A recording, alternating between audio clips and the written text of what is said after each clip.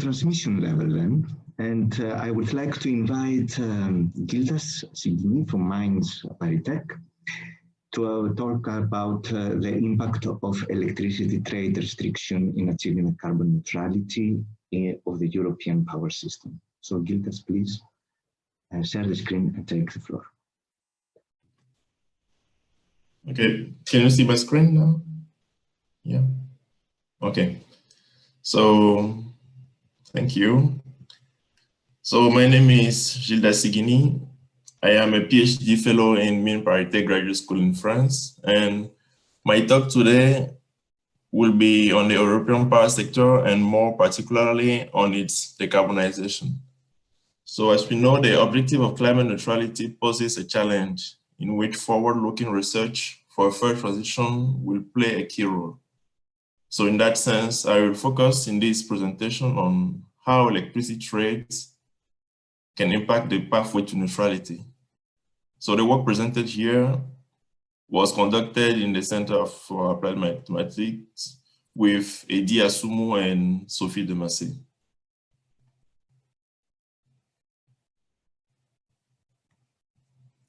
So we believe that over national studies, there is a need to think about the evolution of the European power system as a whole, regarding the strong interdependencies created by the grid, the flexibility and adequacy concerns due to high variable renewable penetration, the burden sharing issue due to environmental constraints, and also the impact of long-term climate.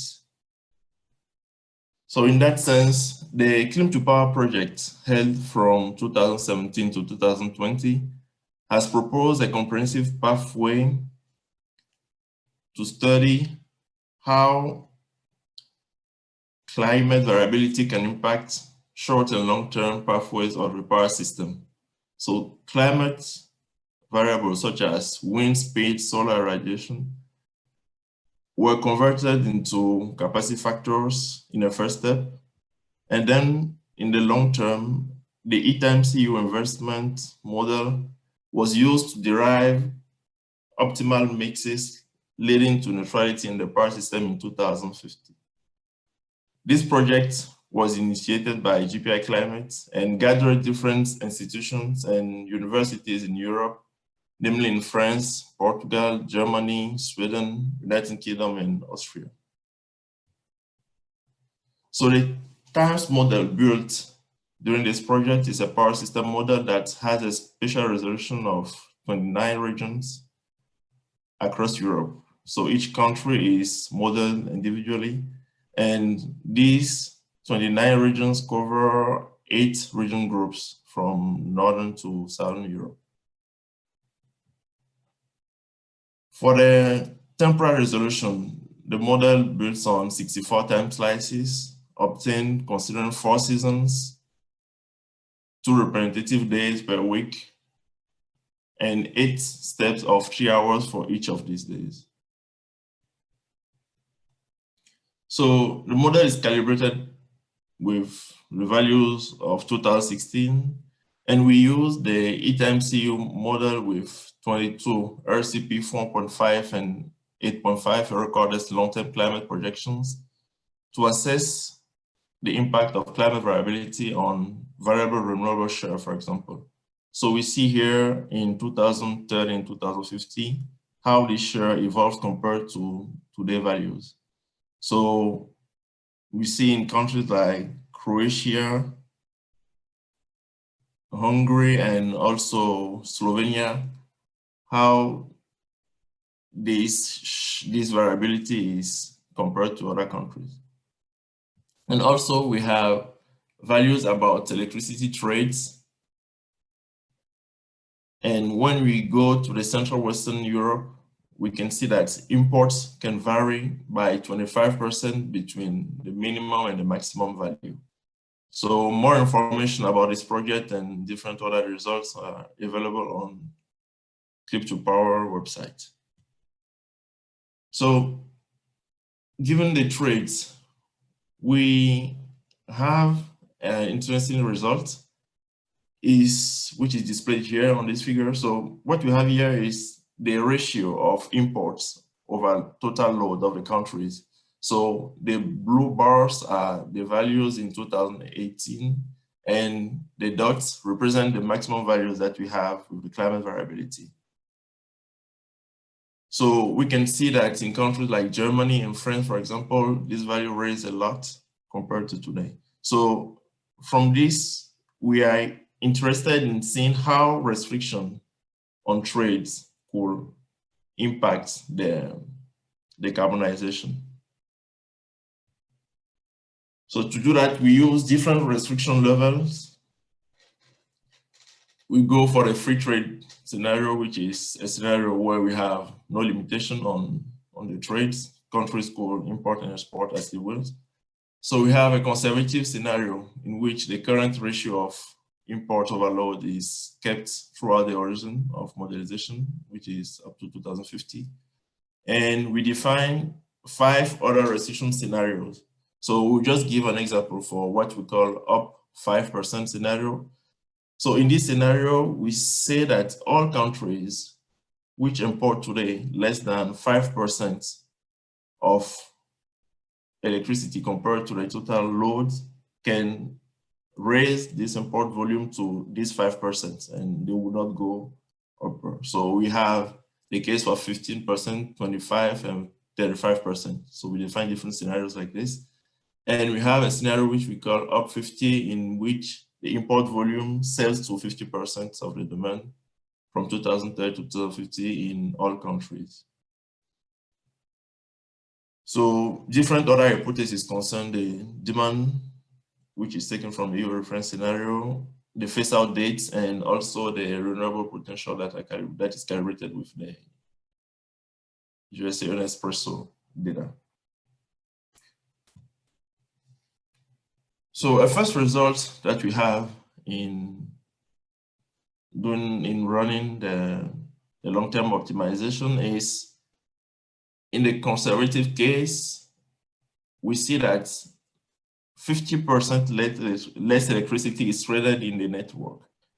And when we go deeper and zoom into the regions, we see that the CWE region, where we have France and Germany, is a region that remains a net exporter in the conservative case, but in the free trade scenario, this region is a net importer of electricity coming mainly from Iberian Peninsula and also the Nordic region. And when we go to Germany, for example, we can see the differences of trades that could occur in the free trade scenario compared to the conservative scenario, and we have 4 times less traded electricity inside the country. So the different conclusions of our work here will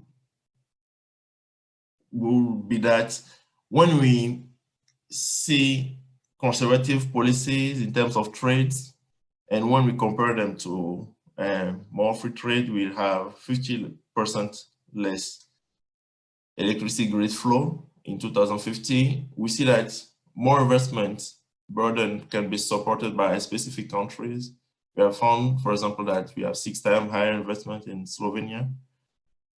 We also have an increased total system discounted cost of 15 billion euros.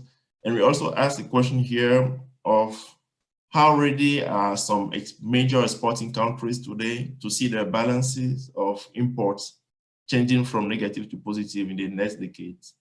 So how could they possibly rely on imported electricity for most of the demand? So future work in this research project will be to ascertain the current policy orientation,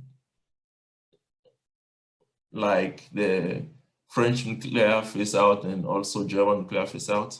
And we also plan to use the long-term climate projection with the conservative scenario. So thank you for your attention, and I'm open to any questions. Thank you, Gildas. Let me see if we have something from the audience.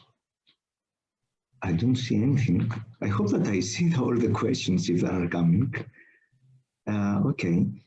So Gildas, I would like to ask you, in the case where you have the free trade, do you notice also congestion in the grid, and there is also expansion in the grid, I guess? Or yeah, there is considered expansion, which is calibrated with the 10-year network development plans. So in all scenarios, this is the, let's say, the base assumption. Like this assumption is valid in all scenarios, yeah.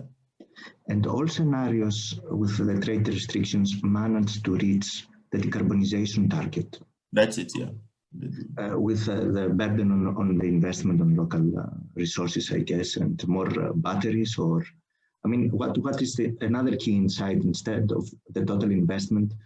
It was also more flexibility options that were deployed locally to cope with internal congestion in the regions, or limitations on the renewable resources. Yeah, so some other results were also about the, let's say, the pathway to neutrality, when we see a reduction that is less pronounced than in the free trade scenario. So this is a result. And also about the flexibility, I don't have the figures here, but yeah, I could check, and I think, yeah, this is something interesting to show and to talk about. Thank you very much for this interesting presentation.